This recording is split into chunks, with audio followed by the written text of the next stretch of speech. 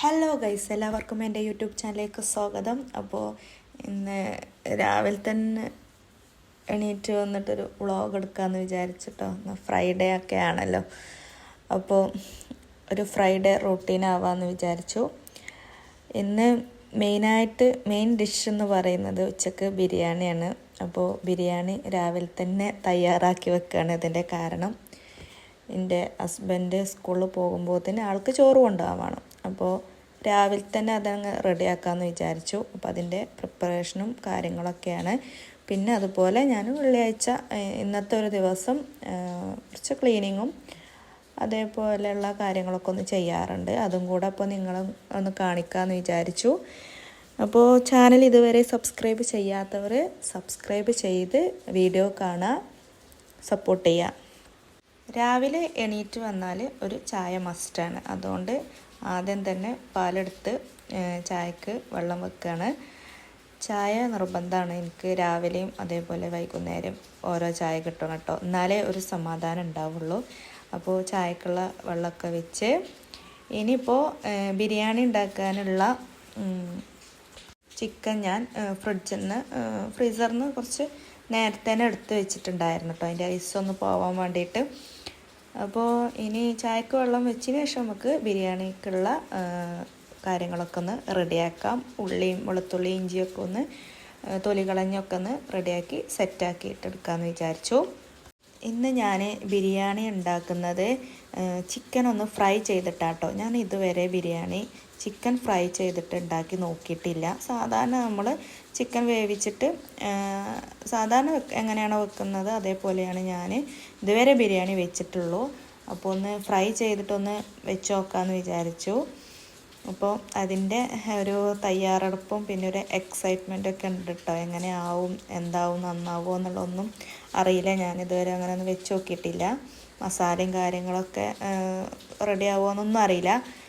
കാരണം നമ്മൾ പൊരിക്കുമ്പോൾ മസാല ഒന്ന് തേച്ച് കുറച്ച് സമയമൊക്കെ പിടിച്ചിട്ടാണല്ലോ ഫ്രൈ ചെയ്യാറുള്ളത്. അപ്പോൾ ഇനി അതിൻ്റെ എക്സ്ട്രാ എന്തെങ്കിലും മസാല, പിന്നെ നമ്മൾ ബിരിയാണിക്കുള്ള മസാല തയ്യാറാക്കുമ്പോൾ ഉള്ളി വഴറ്റുമ്പോൾ അതിലേക്ക് ഇടണോ അങ്ങനെയൊന്നും എനിക്ക് അതിനെക്കുറിച്ചൊന്നും ഒരു ഐഡിയ ഇല്ല കേട്ടോ. എന്തായാലും ഒന്ന് തയ്യാറാക്കി നോക്കട്ടെ. അപ്പോൾ ആദ്യം തന്നെ ഒരു സവാളയാണ് ഞാൻ എടുത്തിട്ടുള്ളൂ. കാരണം ഒരു ഗ്ലാസ് അരിയാണ് ഞാൻ വെക്കുന്നത്, ഞങ്ങൾ 2 പേരല്ലേ ഉള്ളൂ. അപ്പോൾ ഒരു ഗ്ലാസ് അരി മാത്രമാണ് എടുത്തിട്ടുള്ളത്. അപ്പോൾ അതിക്കുള്ള സാധനങ്ങളാണ് കേട്ടോ ഇത്.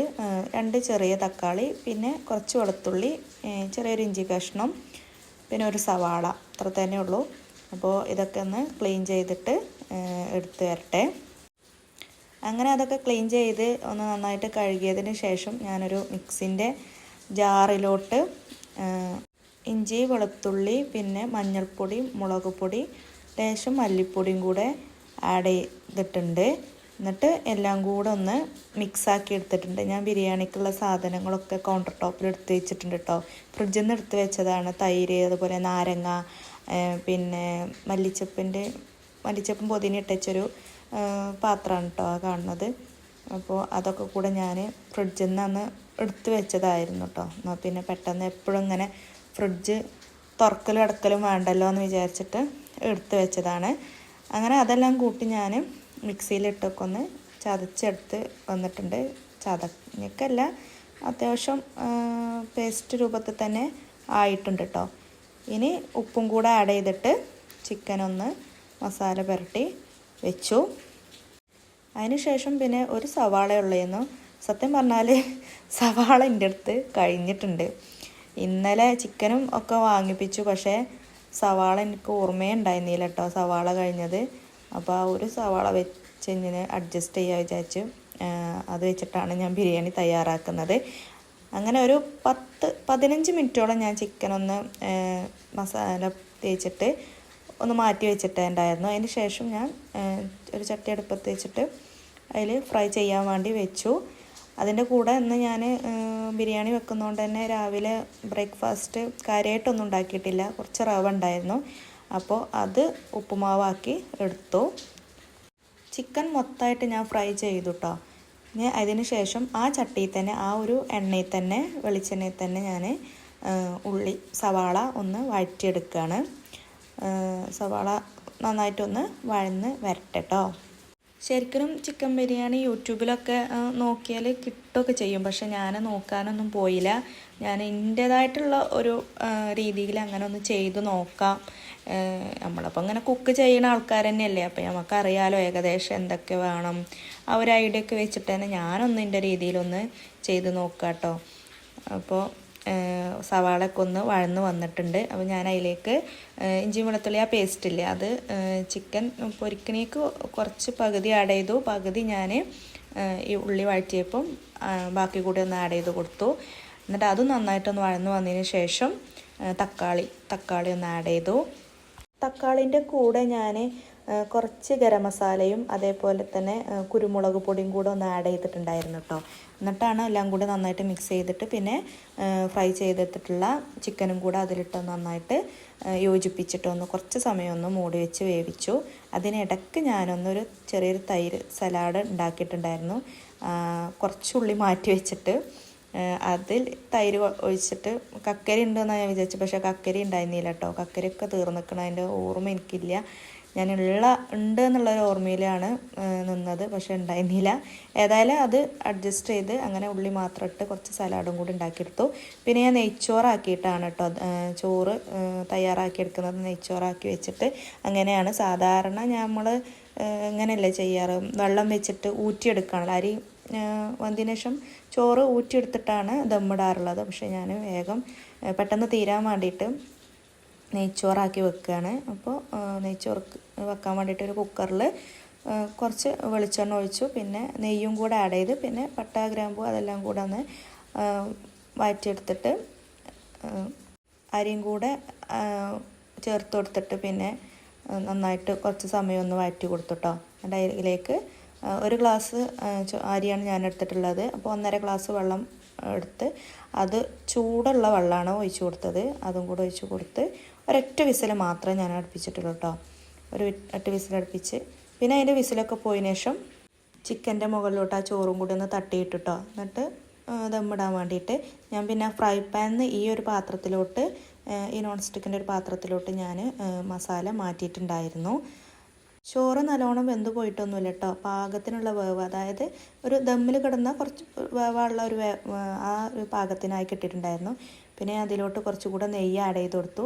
അതേപോലെ ഗരം മസാലയും കൂടെ ആഡ് ചെയ്ത് കൊടുത്തിട്ടോ. എന്നിട്ട് ഞാനിങ്ങനെ ഒരു പാത്രം അതിൻ്റെ മുകളിൽ വെച്ചിട്ട് അതിൻ്റെ മേലെ ഈ കല്ലില്ലേ നമ്മൾ ചതക്കാനൊക്കെ ഉപയോഗിക്കുന്ന ആ കല്ല് വെച്ച് കൊടുത്തിട്ടോ. ഒരു 10 മിനിറ്റോളം ഞാൻ ചെറിയ തീയിൽ അവിടെ ദമ്മിന് വെച്ച് കൊടുത്തു.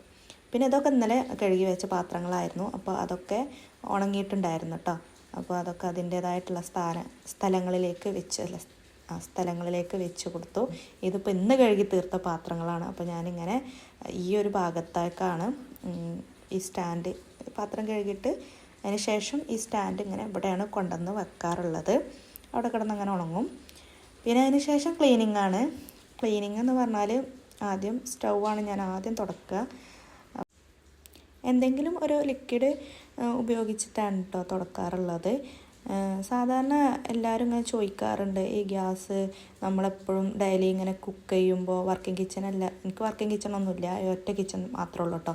അപ്പോൾ അങ്ങനെ ആകുമ്പോൾ ബുദ്ധിമുട്ടല്ലേ, ക്ലീൻ ചെയ്യാനൊക്കെ ബുദ്ധിമുട്ടല്ലേ എന്നൊക്കെ ചോദിക്കാറുണ്ട്. പക്ഷേ എനിക്കിതുവരെ ഞാനൊരു 6 മാസമായിപ്പോൾ എൻ്റെ വീട് താമസം തുടങ്ങിയിട്ട് എനിക്ക് വേറെ കിച്ചണും കാര്യങ്ങളൊന്നുമില്ല, ഈ ഒരൊറ്റ കിച്ചൺ മാത്രമേ ഉള്ളൂ. പക്ഷേ ഞാൻ അതിൽ തന്നെയാണ് എല്ലാം കുക്ക് ചെയ്യാറുള്ളതൊക്കെ. പക്ഷേ എനിക്കിതുവരെ അങ്ങനെ ബുദ്ധിമുട്ടൊന്നും തോന്നിയിട്ടില്ല കേട്ടോ.